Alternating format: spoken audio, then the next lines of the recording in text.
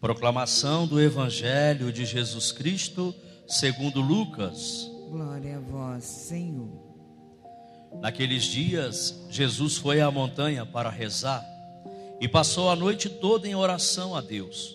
Ao amanhecer, chamou seus discípulos e escolheu 12 entre eles, aos quais deu o nome de apóstolos: Simão, a quem pôs o nome de Pedro, e seu irmão André, Tiago e João, Filipe e Bartolomeu, Mateus e Tomé, Tiago, filho de Alfeu, e Simão, chamado Zelota, Judas, filho de Tiago, e Judas Iscariotes, aquele que se tornou traidor. Jesus desceu da montanha com eles e parou no lugar plano. Ali muitos dos seus discípulos e grande multidão de gente de toda a Judéia e de Jerusalém, do litoral de Tiro e Sidônia, vieram para ouvir Jesus e serem curados de suas doenças. E aqueles que estavam atormentados por espíritos maus também foram curados. A multidão toda procurava tocar em Jesus, porque uma força saía dele e curava a todos. Palavra da salvação. Glória a vós, Senhor. Tua palavra é lâmpada para os meus pés, Senhor. lâmpada para os meus pés, Senhor, luz para o meu caminho. Lâmpada para os meus pés, Senhor, luz para o meu caminho. Irmãos e irmãs, estamos no mês da Bíblia. E a palavra de Deus é sempre uma luz na nossa caminhada. A palavra de Deus vai nos recordar o autor do livro dos Hebreus. A palavra de Deus é viva, eficaz, mais penetrante que espada alguma de 2 gumes, e penetra até o mais profundo da alma, do espírito e da medula, sendo apta para discernir os pensamentos e as intenções do coração.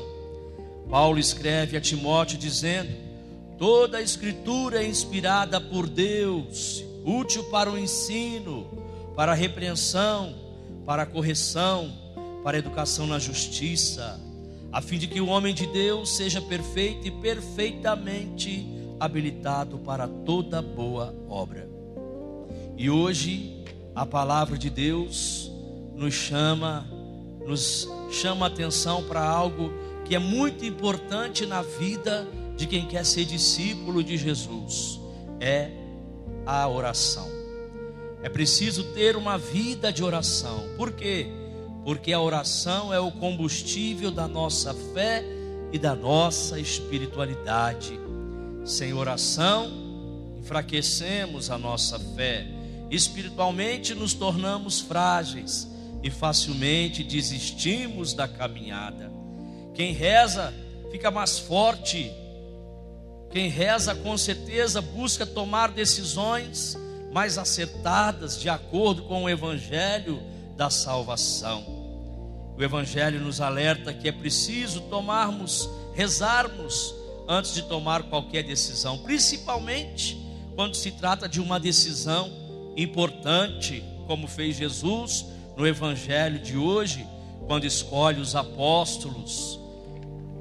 Eles foram escolhidos entre os discípulos para seguir Jesus mais de perto, para serem seus auxiliares, continuadores da sua missão.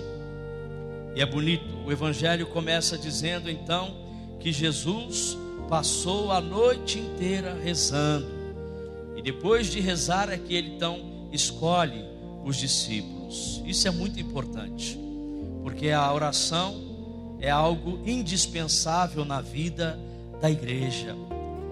Jesus nos dá esse exemplo, esse testemunho, e não rezou pouco. Diz o texto que ele passou a noite inteira em oração. Que bonito isso! Passou a noite inteira em sintonia com o Pai, e nos ensina também a viver isso. Orar para poder depois fazer a vontade do Pai, porque muitas vezes a gente reza com segundas intenções, sempre querendo benefícios, querendo se colocar em Deus as nossas necessidades, mas sem buscar saber qual é a vontade de Deus para a vida da gente. Jesus nos ensina que rezar muito mais do que ficar pedindo coisas a Deus, é buscar ouvir Deus para poder fazer a vontade de Deus. Isso Jesus fez a noite inteira em oração, em sintonia com o Pai, para poder viver a sua missão sempre em comunhão com o Pai. Que bom seria se também nós, nas nossas escolhas, principalmente naquelas importantes da nossa vida, naquelas que são fundamentais, determinantes na nossa existência, se nós buscássemos também nos retirar para rezar. Fico imaginando, será que nós, como católicos, que vamos à missa, que recebemos o sacramento, também rezamos antes de tomar qualquer decisão? Ou fazemos da nossa cabeça, do nosso jeito? Por isso que muitas vezes é um fracasso a vida. Por isso que muitas vezes a nossa família é um fracasso. O casamento é um fracasso porque não foi pensado em Deus, porque não buscamos uma direção em Deus, não vivemos essa comunhão com Deus e a partir dessa comunhão fazermos as escolhas. E Jesus nos ensina isso. Não é só o evangelho de hoje, em vários outros momentos a gente percebe Jesus se retirando para rezar. Jesus nos ensina isso. Rezar no sentido de entrar em comunhão com o Pai, para depois fazer a vontade do Pai. E assim deveria ser também a nossa oração. Não é orar só para ficar pedindo coisas, esperando coisas, mas buscar rezar para poder entrar em sintonia com o Pai e fazer a vontade dEle. Que bom seria se as nossas comunidades tivessem mais tempo para rezar, né? Às vezes as comunidades passam anos sem ter um dia de oração, um retiro espiritual, nem um retiro quaresmal às vezes se faz. Por isso que muitas vezes comunidades falidas, vazias, comunidades que não têm essa pujança pastoral, porque não reza. Primeiro é preciso estar aos pés do Mestre para escutá-lo. Nós temos aquela passagem de Marta e Maria, né? Mais importante, Maria escolheu que era estar aos pés do Mestre para escutá-lo e só depois então colocar em prática. Então, que bom seria se as nossas comunidades nós tivéssemos também no calendário anual, pelo menos uns 2 retiros por ano, em que a paróquia, a comunidade se reúne para rezar, para estar aos pés do Senhor e escutá-lo, e aí sim planejar a pastoral.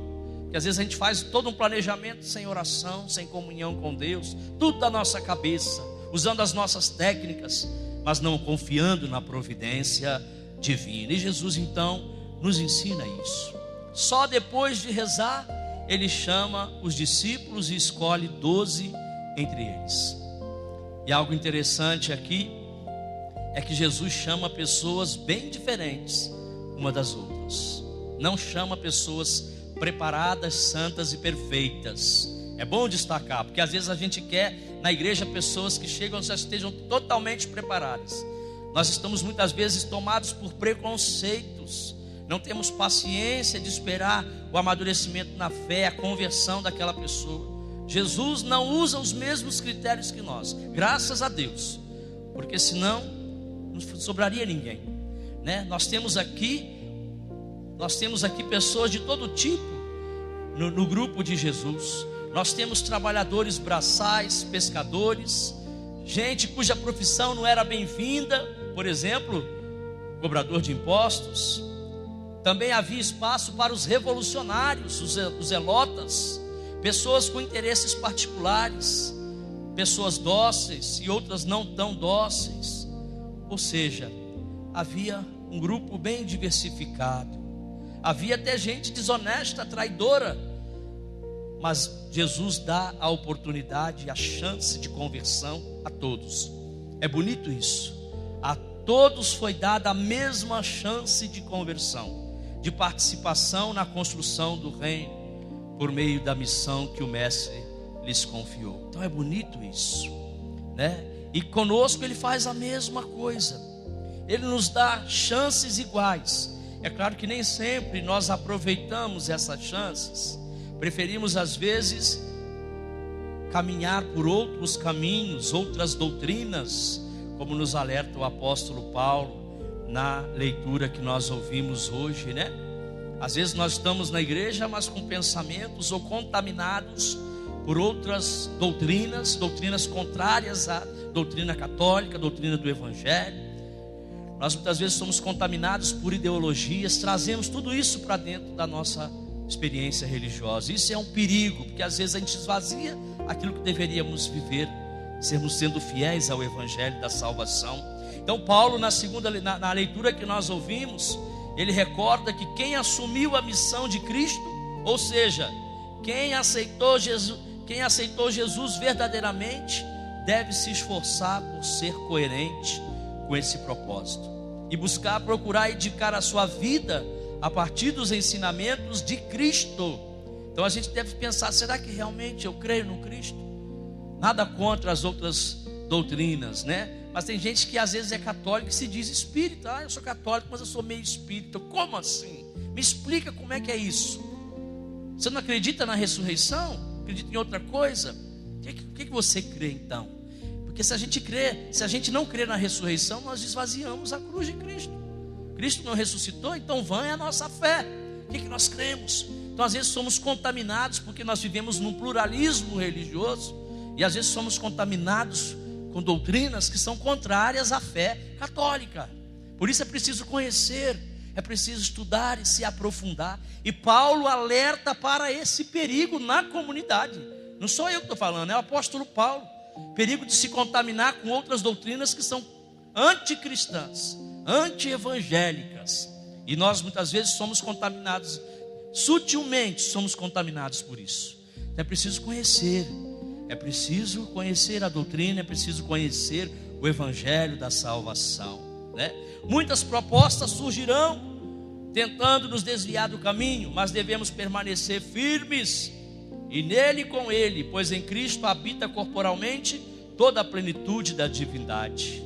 Quem o segue e é fiel a ele estará repleto de sua presença. Ele nos fez imagem e semelhança de Deus. Foi ele que nos resgatou do pecado e nos deu a vida, diz o apóstolo. Por isso devemos permanecer fiéis a ele, aos seus ensinamentos, e não se deixar levar e contaminar por outras doutrinas, por ideologias que vão contra a nossa fé, que vão contra o Evangelho daquilo que a gente crê. E por fim, meus irmãos e minhas irmãs, Jesus no Evangelho Lucas no Evangelho de hoje vai dizer que a multidão toda procurava tocar em Jesus. Por quê? Porque uma força saía dele e curava a todos. Na Eucaristia está Jesus, é Jesus. Corpo, sangue, alma e divindade, presença real. Que nesta Santa Missa possamos tocar em Jesus e receber dele também essa força que nos cura, que nos liberta, que nos faz realmente homens e mulheres decididos a segui-lo fielmente. Que possamos receber dele nesta Eucaristia a sua força para enfrentarmos as adversidades da vida. Que nesta força possamos ser curados de todos os males do corpo e da alma. Louvado seja o nosso Senhor Jesus Cristo.